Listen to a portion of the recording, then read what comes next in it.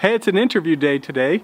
We are going to talk to my good friend Camille Kennard, who is a licensed clinical social worker, and we're going to talk about how to create happiness in your life. How is it we can do some amazing and sometimes unexplainable things, like heal our own bodies by the power of our thoughts? Mother's intuition, the law of attraction. Can we really tap into our subconscious mind? Can we really create our own realities? It begs the question, are we novice gods? Okay, hey, welcome back to another episode, and I am super excited to introduce you to my friend Camille today. Now, you may have heard me talk about happiness before, and I don't know, I always have these self-doubts in my mind. I'm working to get rid of them too. But you may have thought, what can I learn from this guy? He's a filmmaker. You know, he's not accredited. He didn't go to college for this. And so you may have thought, you know, his happiness is a skill thing. I don't know, I'll take it with a grain of salt. But today I have a professional, a licensed clinical social worker, and probably a lot of other credentials. I will have Camille tell you a little bit about that, but we're going to talk about how to create happiness in your life. I love this topic of happiness because it's something that I feel like gives a lot of freedom to a lot of the people I work with who come to me and they say, you know, I feel so miserable about my life. I feel like everything's against me. And we talk about how creating happiness is actually a choice. And that we all have maybe a little bit of a happiness set point, right? Biology from our parents of, you know, what happiness we've been given, right? As kids, you know, there's those people that are just naturally really happy, but that we actually have power to create something different. So we have the power to create the life that we want through what we focus on. And a lot of what I talk to my clients about is what you focus on grows.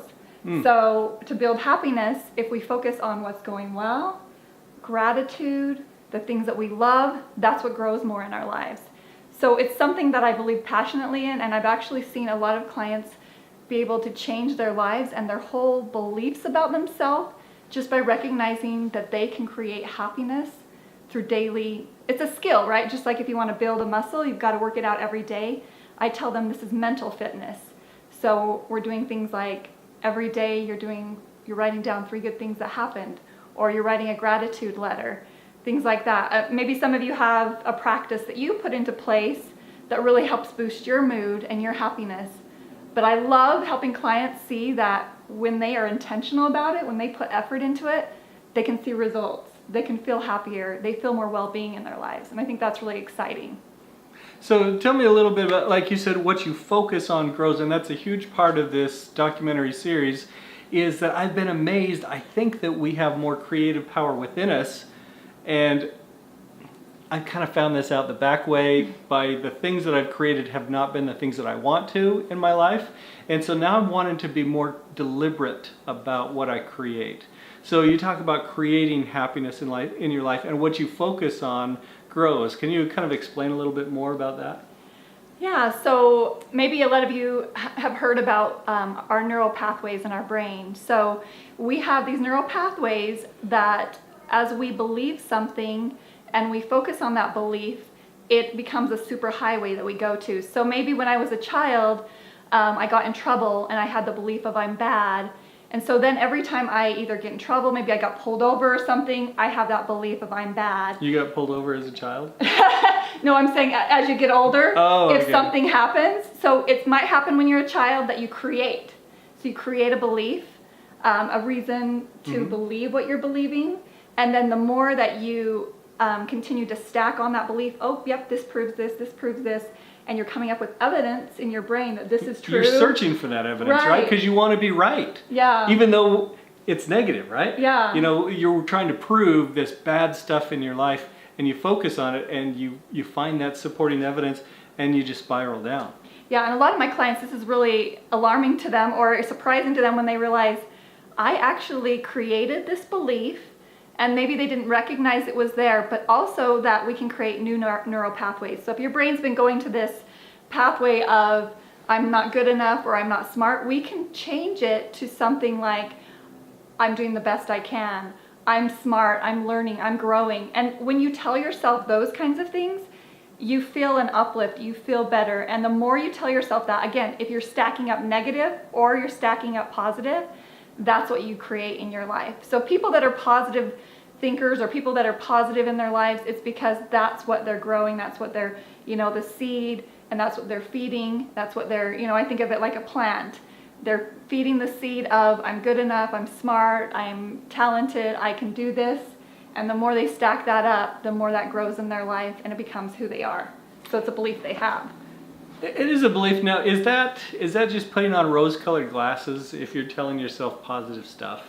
Or is that constructive? What do you think?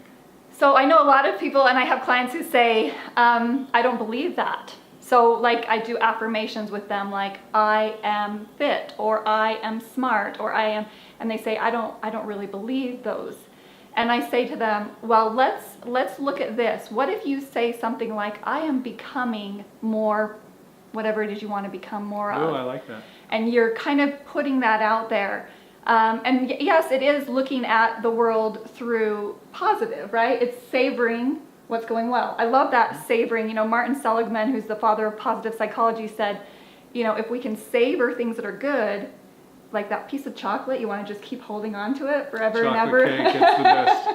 I say that with my clients about good things, like maybe the weather is really amazing. What do you love about the colors of the trees and the wind and the breeze and just everything that you can imagine about this one specific thing that you love?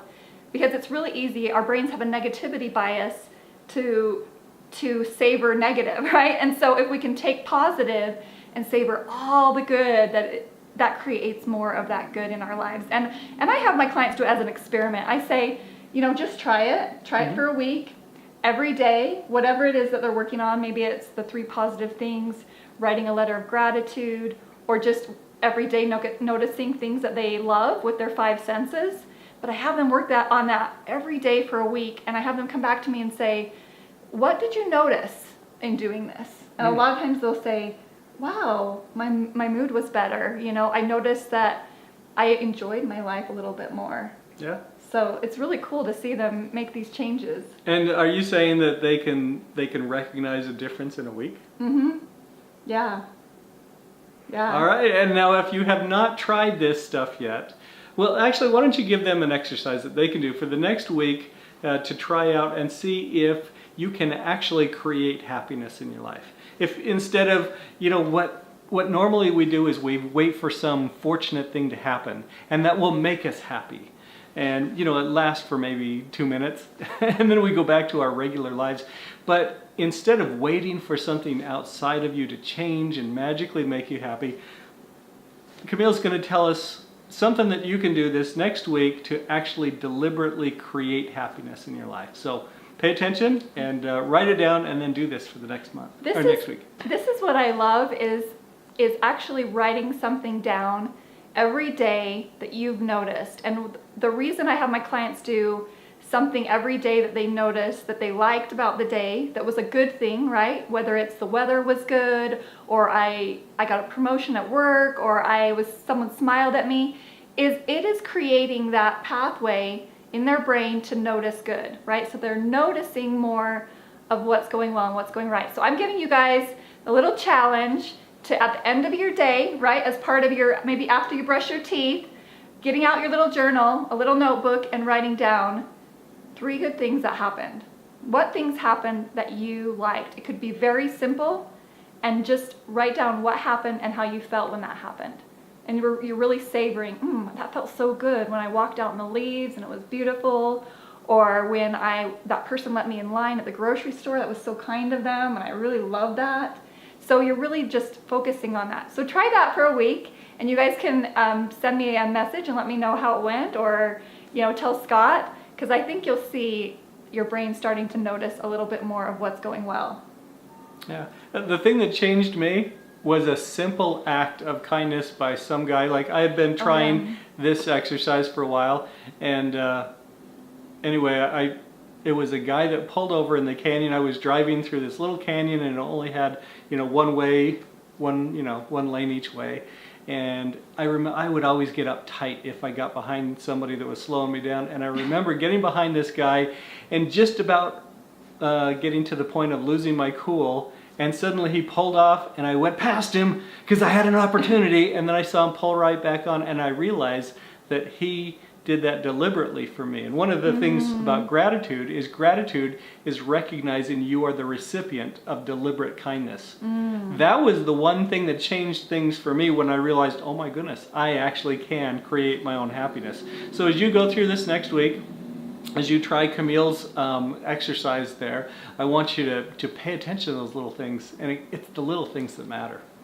I love that, and just noticing it, because it's really about what we notice that grows more in our lives. So have fun with it. Yeah, and real quick, how can they get in touch with you, Camille, if they listen to you and they go, oh my goodness, she's accredited, she knows her stuff, I want to know more. I have on my own website. It's called Flourish Wellness Consulting. So again, I believe in growing positive in our lives. flourishwellnessconsulting.com. And they can also find me on Facebook at Camille with Flourish Wellness Consulting. I'm also on all the social media. So Flourish Wellness Consulting, and I have a podcast, Wellness Wisdom. You can look that up if you want to learn different things about how to be well mentally, physically, and emotionally. So you can find me that way. Very cool. All right, we'll catch you for another episode. Make sure you subscribe. We've got more great interviews and more great questions to ask on how to tap into the greater power that's within us. Thanks, everybody. Hey friends, want to get rid of stress, anxiety, and worry? Ready to use some of your inner creation powers? Visit scottwilhite.com and join me for a web class. If you do it soon, I'll give you a free planner.